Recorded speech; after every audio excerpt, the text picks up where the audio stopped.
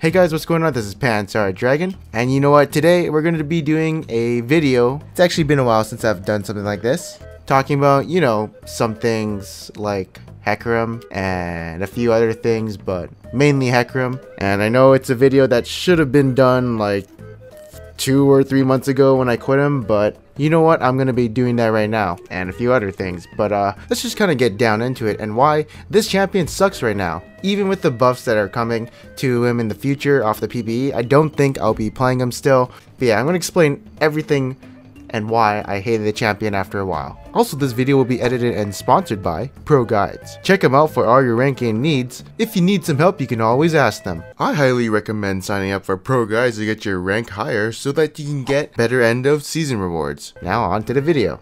Alright, so let's tell the story of how I got into Hecarim in Season 7 and what was so awesome about him that I just stuck with him until, you know, 700 LP. So if you were there at the start of the season and you were watching my rank series videos, you'll know that I was struggling to get out of like Platinum 1 or D5 for a little while. I was playing like Vi and stuff, but I'd keep losing games, and then I'd play like high win rate champions, but I'd be slow climbing, and I think my win rate was about like 58% around D5, which is technically low for like a 3-season challenger, and I was like struggling to like climb. I mean, I was climbing slowly, but it should have gone a lot faster. And that's when I noticed like Hecarim. Hecarim was a champion that had a fairly alright win rate. I think it was like 50%, and I was like meh, but when I played it I felt very powerful, especially when I got my Trinity Force, and I just had a lot of mobility because that's what the champion is, you know, with the Z. And once you get skirmishers, you can basically duel everyone, and I could literally do anything I want on the map, especially since I had a oops I fucked up tool, aka my R, and just run away if I ever do fuck up. And also I'm an initiator, so I had total control of every game I had if I was snowballing, and I had a bunch of kills. You could say once I got 2 kills or 3 and no one was ahead of me, the game was basically over and I could 1v9. Cause that champ's up when he gets his power spike. Plus he was everywhere on the map, and his farming, his farming became one of the best. And yeah, that was the champion that got me out of like D4 to 700 LP. You know, that was some good shit, I must say. But what exactly happened? Why did I stop playing him after 700 LP and the good times? Hecarim didn't really receive any nerfs or any buffs, and his win rate started going down by like 1 or 2%, which isn't that big, but there was something interesting going on with Hecarim that made me not want to use him. Indirect nerfs basically, and the meta didn't really suit him at the time,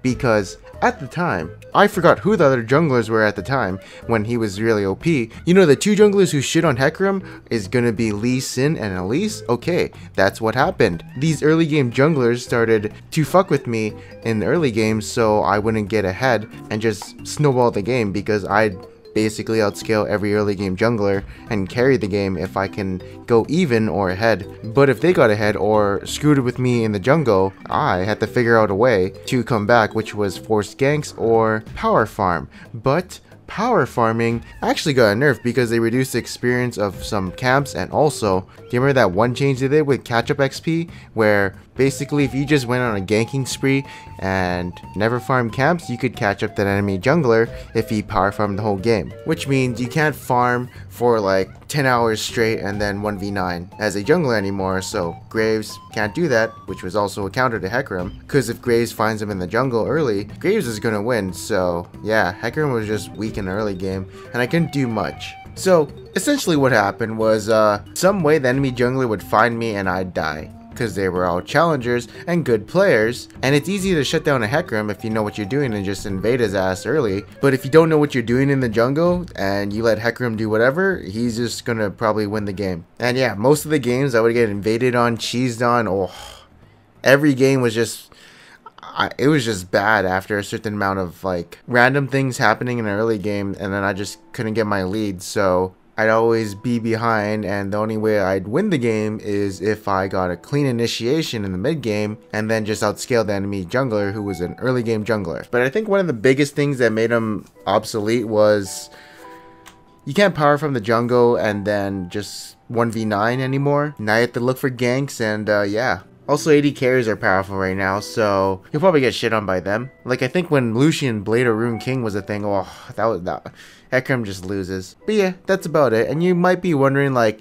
you know, it's a bunch of tanks in the jungle right now. Cinderhawk got buffed. So shouldn't he have a better time in the jungle? Well, the Cinderhawk didn't do shit because he wants to rush Triforce. But he does have an easier time to get, you know, his early game going.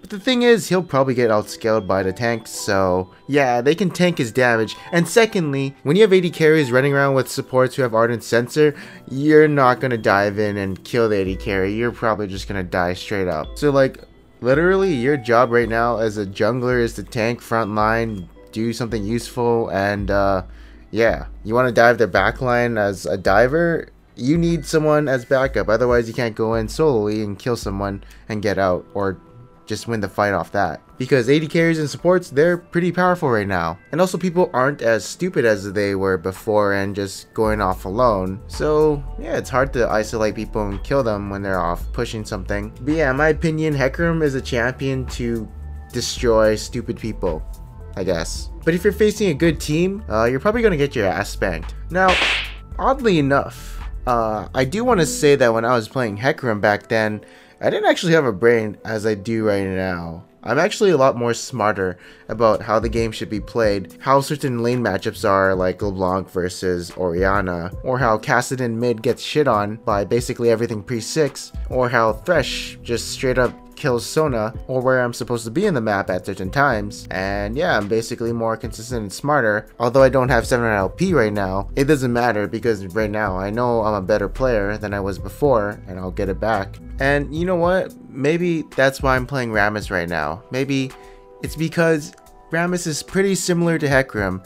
They're both tanky, they both do shit tons of damage, and they have a lot of mobility so they can control the map. Also, Rammus has pretty good clears, but mainly it's the damage and mobility part that I do like about Rammus. Also, his win rate's pretty high, that's what I like as well, but let's just ignore that and say he has nice damage and mobility. But yeah, the TLDR version of Hecarim, he sucks dick right now. That champ sucks, I hate him, I never want to touch him again, unless he for some reason feels OP to me again, but he doesn't right now. And that's apparently coming from the number 2 Hecarim on NA. Now you may be wondering, what champion will I play next after Rammus? Well, that all depends on whatever is meta. If it so happens that Lee Sin is going to be the number 1 jungler soon, well, I guess I gotta learn it, and you might see some Lee Sin gameplay. Maybe a lot of it in the future. Who knows? But it'll never happen because they already nerfed the shit out of him. But yeah, who knows? I'm not sure, I really don't care because I'll be playing my champions and I'll be playing them and doing my job when I play these champions. And that is it for today. I hope you guys enjoyed it. I think in a future video like this, I'll be talking about the mentality I have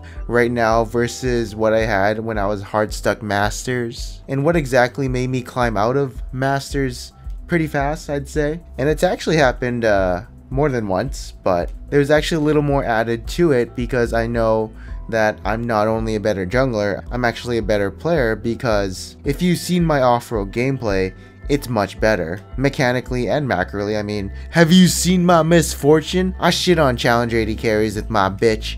When I play Janna, I press E and I win. Woo! Okay, either way, I do things more correctly now, and I'm confident that I can probably get 800 LP right now. But it is going to be a slow climb because every game won't go my way and some of them I'll just lose, but most of them I can probably control if I just keep doing things my way and not listen to anyone else. I'll do things my way and I'll get there eventually. Oh, and to the people who think I'm delaying the series, think of it this way. People say I'm doing it for money. Well, I won't lie. It is a pretty decent series, but why would I want to delay the series? Because if I get to rank 1 or whatever, that means more views, which means more money. So that's like the dumbest thing ever. It's just, you know, shit happens. Maybe one day I just went on a tilt streak. Honestly, 3 of the videos that I went on a lose streak were all in the same day because I had to prepare for a trip, so I needed to get some videos out there. And the second reason was when I lost all that LP. I remember thinking at 700 LP, oh my god, people are going to think I'm shit. I have to get it back. Oh my god, I am 600 LP. People are going to think I'm shit. I got to get back that LP. And then I was at 504, and that's how it basically went. I cared about what people thought of me, and that really put the pressure on me. the pressure to maintain my LP and to maintain what I had. But it collapsed on itself because I cared too much about the LP. And when you care about something too much, you do weird shit. You do tilting plays, you make some interesting choices, and you're not, 100%. You're definitely playing worse after your 3 losses in a row. And especially if something's on your mind like your LP and how people will think you're shit if you're, you lost all that LP, then it gets to you and you want to gain it back. That's the mistake. I cared about what people thought of me.